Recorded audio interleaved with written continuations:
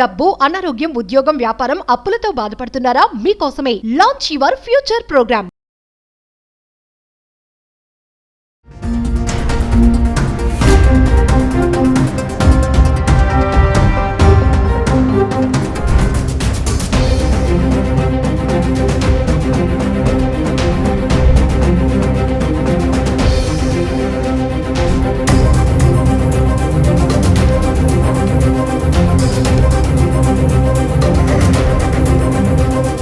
నమస్తే, welcome back to Suman TV. ప్రస్తుతం మనతో పాటు ఉన్నారు సీనియర్ పోలీస్ ఆఫీసర్ రెడ్డన్న గారు. సార్తో మాట్లాడదాం.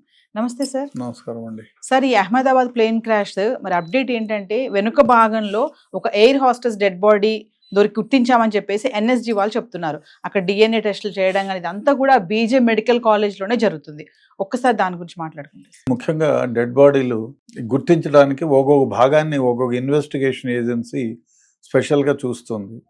తోక భాగం ఎక్కడైతే బిల్డింగ్లో ఇరుక్కుపోయిందో దాన్ని నేషనల్ సెక్యూరిటీ గార్డ్స్ వాళ్ళు చూస్తున్నారు.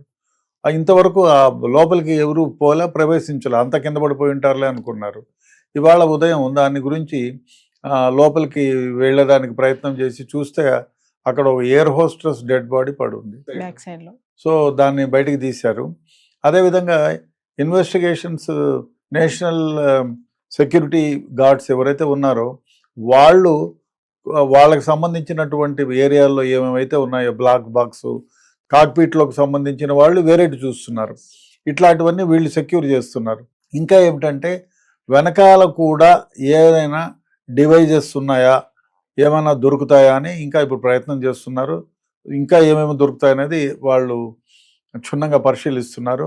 అదేవిధంగా ఇక్కడ డెడ్ బాడీస్ ఎవరైతే చనిపోయిన వాళ్ళు ఉన్నారో వాళ్ళ రిలేటివ్స్ దగ్గర నుంచి బ్లడ్ కలెక్ట్ చేసి ఇక్కడే ఒక ల్యాబ్ను పెట్టి డిఎన్ఏని కలెక్ట్ చేసి దాన్ని డిఎన్ఏ మ్యాచింగ్ చేస్తున్నారు. మ్యాచింగ్ చేసి అది గుర్తించి ఆ విధంగా డెడ్ బాడీని వాళ్ళు హ్యాండ్ ఓవర్ చేస్తున్నారు. అదే ముఖ్యంగా ఇంకో విషయం ఏమంటే బ్లాక్ బాక్స్ కు సంబంధించి ఒకటి దొరికింది మనకి. ఆ బ్లాక్ బాక్స్ లో ఇప్పటికి అనలైజ్ చేస్తున్నారు. మనకి ఇంత క్రితం ఈ బ్లాక్ బాక్స్ని క్రోడీకరించాలంటే ఇతర దేశాలకు పంపించి చేసేవాళ్ళు. మన ఏప్రిల్ 12వ తారీఖు అనుకుంటా, 12-10 రామ్మోహన్ నాయుడు ఈ ప్రాజెక్ట్ని ఓపెన్ చేశారు. అది ఫస్ట్ టైం ఇండియాలో ఈ బ్లాక్ బాక్స్ని మనమే డీకోడ్ చేస్తున్నాం.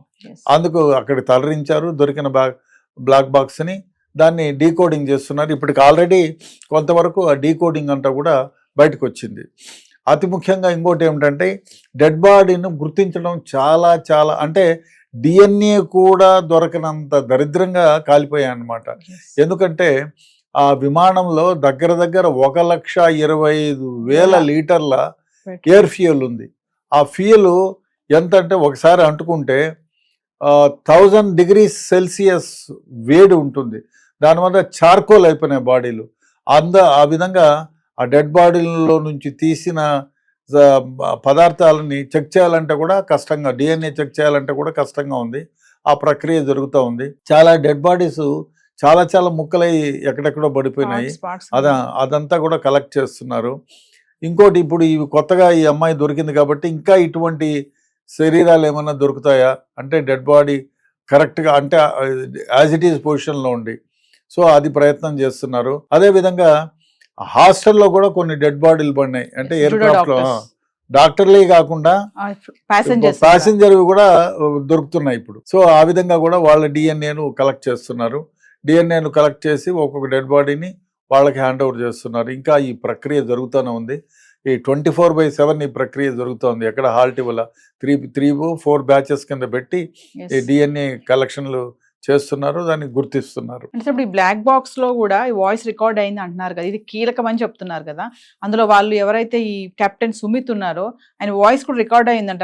అంటే మేము పడిపోతున్నాము, ఇక అయిపోయింది, ఇందులో ఫ్యూల్ అయిపోయిందా, పడిపోతున్నాం, డేంజర్ లో ఉన్నాం, మేడే అని చెప్పడము. ఇప్పుడు ఏమంటే మేడే అనేది ఒక సంకేతం. అంటే వెన్ యు ఆర్ నాట్ అంటే మీరు ఏ కమ్యూనికేషన్ చేసే వ్యవస్థలు పనిచేయవు, ఇంకా మేము అంటే ఎమర్జెన్సీలో ఉన్నాము, మా ఎయిర్ క్రాఫ్ట్ నాశనం అయిపోతుంది, కింద పడిపోతుంది అని చెప్పడానికి ముందు మేడే మేడే అని 3 సార్లు చెప్తారు. అంటే వీఆర్ కొలాప్సింగ్ అని. సో అది 3 సార్లు చెప్పినారు.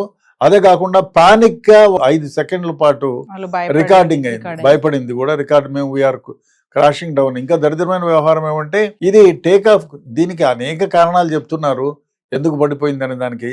బట్ ఒకటేమంటే టేక్ ఆఫ్ అవ్వంగానే కొన్ని నిమిషాలు, కొన్ని సెకండ్లు టేక్ ఆఫ్ అయ్యి 625 అని కొంతమంది అంటారు, 800 వరకు పోయింది. కానీ ఆ రేంజ్కి, అంటే ఆ ఎయిర్ క్రాఫ్ట్ ఆ రేంజ్లో కాదు పోవాల్సింది, 2050కి పోవాలా. ఆ టైంలో అది పోలేదు. అంటే ఈ విమానంలో ఒకటి, విమానము ప్రిపేర్ అన్నా కాకుండా అయి ఉండాలా, విమానంలో లోపం అన్నా అయి ఉండాలా అనేది విశ్లేషిస్తున్నారు. DGCA, ఆ తర్వాత డైరెక్టర్ జనరల్ ఎయిర్ సేఫ్టీ వాళ్ళు అందరూ కూడా ఇన్వెస్టిగేషన్ చేస్తున్నారు. ఇప్పుడు అన్నీ కూడా కలెక్ట్ చేస్తున్నారు. కలెక్ట్ చేసిన తర్వాత ఇంజన్ని, అది Rolls Royce engine, one of the best engines, 1000 capacity ఉండే రోల్స్ రాయిస్ 2 ఇంజన్లు, డ్యూయల్ ఇంజన్. అంటే ఒకటేమంటే ఎప్పుడు కూడా ఒకే ఇంజన్ ఫెయిల్ అవుతుంది, జనరల్గా 2 ఇంజన్లు ఎప్పుడు ఫెయిల్ కావు. ఈ బోయింగ్ 2010లో స్టార్ట్ చేశారు. అప్పటి నుంచి కొన్ని వందల ఎయిర్ బస్సులు ప్రపంచం అంతా అమ్మారు.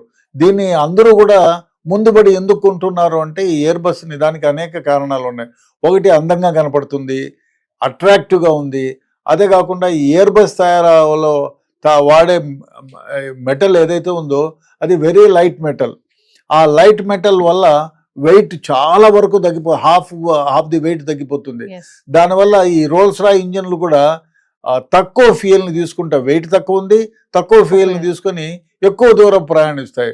అందువల్ల ప్రతి ఒక్కరూ కొంటున్నారు. కానీ దీన్ని ఉపయోగించిన మెటల్ వల్ల ఆ మెటల్ ఫ్లేమ్స్కి గురైతే ఒక రకమైన కార్బన్ డైఆక్సైడ్ లాంటిది ఏదో ఒకటి రిలీజ్ అవుతుంది. దానివల్ల అది పీల్చంగానే చాలా మంది స్పృహ తప్పిపోయి చనిపోతున్నారు అనేది కూడా ఒకటి ఉంది. అదే కాకుండా ఇంతవరకు ఇంత పెద్ద క్రాష్ ఎప్పుడు కాలేదు.